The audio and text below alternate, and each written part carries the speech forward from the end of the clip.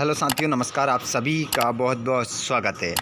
जैसा आपका पेपर हिंदी का गया वैसा ही पेपर जाएगा संस्कृत का। जी हाँ दोस्तों, जिस प्रकार प्रश्न उत्तर आप लोगों को हिंदी में दिए गए थे वैसे के वैसे अब मिलेंगे संस्कृत में। तो आ जाइए सभी लाइव क्लास में। लाइव क्लास आप सभी के लिए आ चुकी है।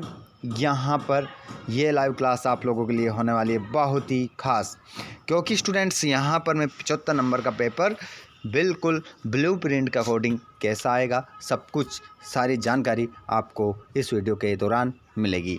तो साथियों जुड़ जाइए लाइव क्लास में सभी, और जितने भी दोस्त हमारे जुड़ चुके हैं एक बार सभी को इस वीडियो को शेयर करना है। ऐसा नहीं है कि इस वीडियो में मैं आपको सिर्फ ऑब्जेक्टिव बताऊँगा और 6 से लेकर 23 तक प्रश्न उत्तर नहीं बताऊंगा, तो आप बिल्कुल गलत सोच रहे हैं। मैं अगर स्टार्ट कर दिया है 1 से, तो 1 से लेकर 23 तक सभी प्रश्नों के उत्तर आपको करवाए जाएंगे। एक भी प्रश्न आउट नहीं होगा, चिंता ना करें। थोड़ा सोच समझ के भी आंसर लगाया करो। बहुत सारे प्रश्न हमने करवाए हैं, लेकिन बहुत सारे बच्चे हमारे कमेंट कर रहे हैं कि कुछ भी नहीं आया, कुछ भी नहीं आया। भैया आप लोगों ने वीडियो को देखा कहाँ है? अगर आप वीडियो को देखते तो आपको पता चल जाता कि पूरा का पूरा आया है। चलिए अब बिना देर के हम स्टार्ट करते हैं पहले प्रश्न से। रिक्त स्थान की पूर्ति करना है। देखिए अब समय नहीं लूँगा, बिल्कुल भी ज़्यादा समय नहीं लूँगा, क्योंकि समय वो आ चुका है बहुत ही नज़दीक जिसमें आपको बहुत कुछ रिवीजन करना है। तो गच्छन्तु इत्यस्मिन् पदे वचनम अस्ति। गच्छन्तु में वचनम बताना है, तो बहुवचनम यहाँ पर आपका आंसर होगा। इसका आंसर क्या हो जाएगा? बहुवचनम, है ना, बहुवचनम आपको लगाना है। दूसरा प्रश्न, वदामि इत्यस्मिन् पदे धातु अस्ति। तो यहाँ पर वदामि में जो धातु होगी वो वद धातु आपका आंसर हो जाएगा। पचेयु इत्यस्मिन् पदे लकार अस्ति। पचेयु में आपको लकार बताना है, तो विधिलिंग लकार आपका सही हो जाएगा। लिट लकार का उदाहरण बताना है। यहाँ पर पूछ रहा है लिट लकारस्य उदाहरणमस्ति। लिट लकार का उदाहरण है, तो यहाँ पर आपका पटिष्यति राइट आंसर हो जाएगा। अगला प्रश्न है अधिकार पदे उपसर्ग अस्ति। यहाँ पर यूँ कह रहा है कि जो अधिकार पद दिया है इसमें कौन सा उपसर्ग का प्रयोग हुआ है, तो अधि उपसर्ग हमारा सही उत्तर हो जाएगा। पराजय पदे उपसर्ग अस्ति। तो पराजय में कौन सा उपसर्ग है, तो पराजय में जो उपसर्ग होता है वो परा उपसर्ग आपका सही हो जाएगा। बढ़ते हैं हम अगले प्रश्न की और। बिल्कुल भी समय नहीं लूँगा, बिल्कुल भी बातें हम नहीं करेंगे। हमारा जो टारगेट है वो संपूर्ण रिवीजन है और सभी पेपरों के माध्यम से हम अच्छे टारगेट की ओर पहुंचेंगे।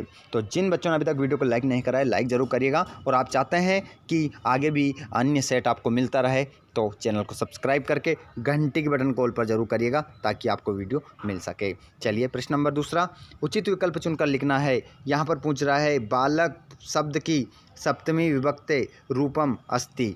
यहाँ पर कह रहा है कि बालक शब्द की सप्तमी विभक्ति एकवचन क्या बनेगा, तो क्या बनेगा? बालक की क्या बनेगा? बाल के।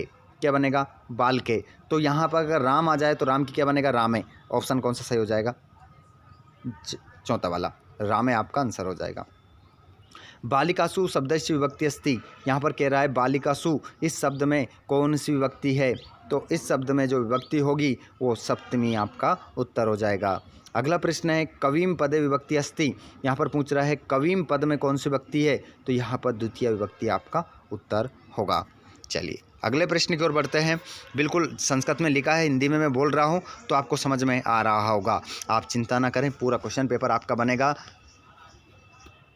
बालिकाया पदे वचनमस्ति। बालिका पद में विभक्ति है, सॉरी वचनम है, तो इसमें जो वचनम हो जाएगा वो बहुवचनम आपका उत्तर हो जाएगा। अगला प्रश्न है अत्र जीवनम दुर्वहम अस्ति अस्मिन् वाक्ये अव्यय पदम अस्ति। यहाँ पर कह रहा है कि ये यहाँ जीवन कठिन है ना, तो यहाँ पर इस वाक्य में बताइए अव्यय क्या है, इस पूरे वाक्य में अव्यय क्या है। देखिए ये तो हमारी क्रिया है, ये हमारा संज्ञा शब्द है, ठीक है, ये भी संज्ञा है, लेकिन अव्यय क्या है? अत्र है, तो अत्र कहाँ है? ए ऑप्शन में हमें मिल रहा है, मतलब पहले वाले ऑप्शन में हमें सही उत्तर मिल रहा है। आगे भी हम बात करें प्रश्न नंबर 4 में, अधोलिखितेषु अव्यय पदम अस्ति। जो आगे पद लिखेगा इनमें से बताइए कौन सा अव्यय है। अव्यय है, तो देखिए अव्यय ये कोई अव्यय नहीं होता है, ठीक है, और यहाँ पर ये उपसर्ग भी माना जाता है और ये तो है ही नहीं, ठीक है, तो यदा हमारा राइट आंसर होगा। यदा के साथ हम सही उत्तर के लिए जाएंगे। ये भी हमारा अव्यय है, लेकिन ये उपसर्ग में भी आता है, इस कारण से हमारा राइट आंसर ज़्यादा बेटर ये रहेगा।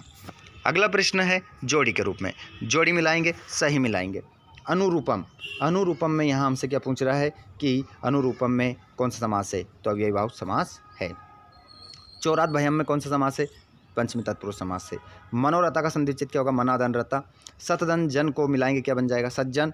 और गणधन ईश को मिलाएंगे क्या बनेगा? गणेश। और पंचवटी में समास कौन सा है? द्विगु समास है। इस प्रकार आपको अपना क्वेश्चन पेपर हल करना है। जोड़ी दोनों तरफ की लिखना है। बहुत सारे बच्चे गड़बड़ कर देते हैं, गड़बड़ नहीं करना है। चलिए प्रश्न नंबर 4 की ओर आ जाते हैं। प्रत्यय से संबंधित प्रश्न पूछे गए हैं। पूछ रहा है आगत्य इत्यस्मिन् पदे का प्रत्यय अस्ति।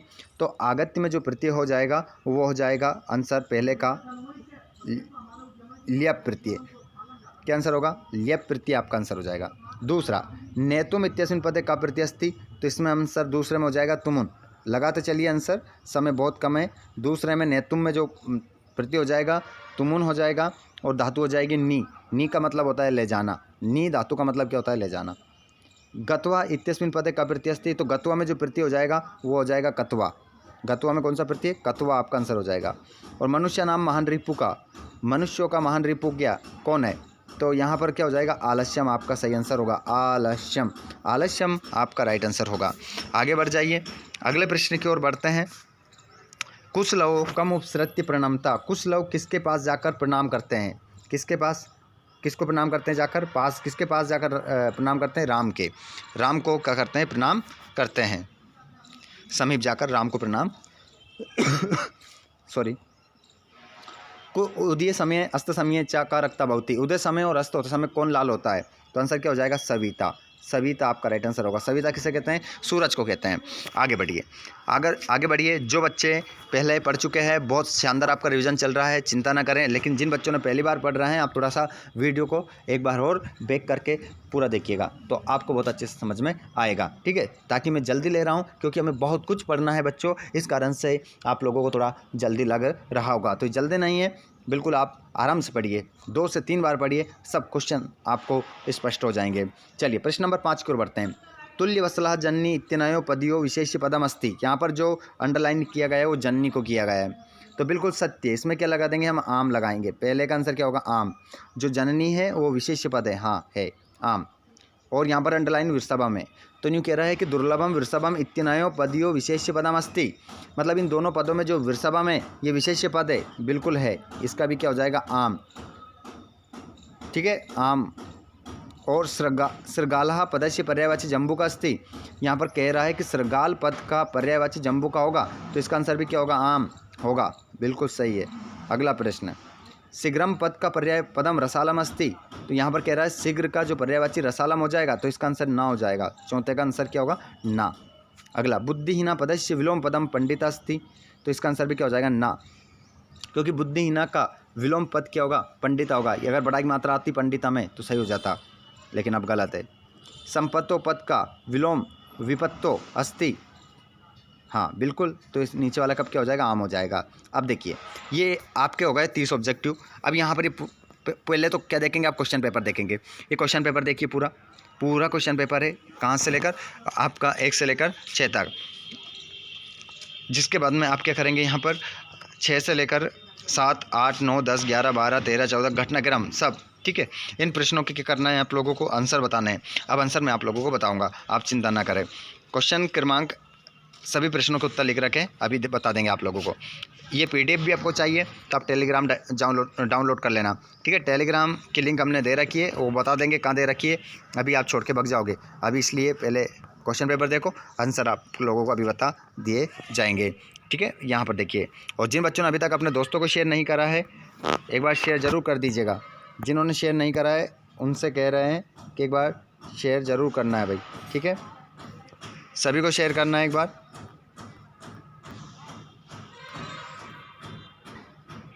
वीडियो इतने सारे बन चुके हैं कि यहाँ पर है ना, मतलब मोबाइल की भी वाट लगी पड़ी है, हैंग हो जा रहा है।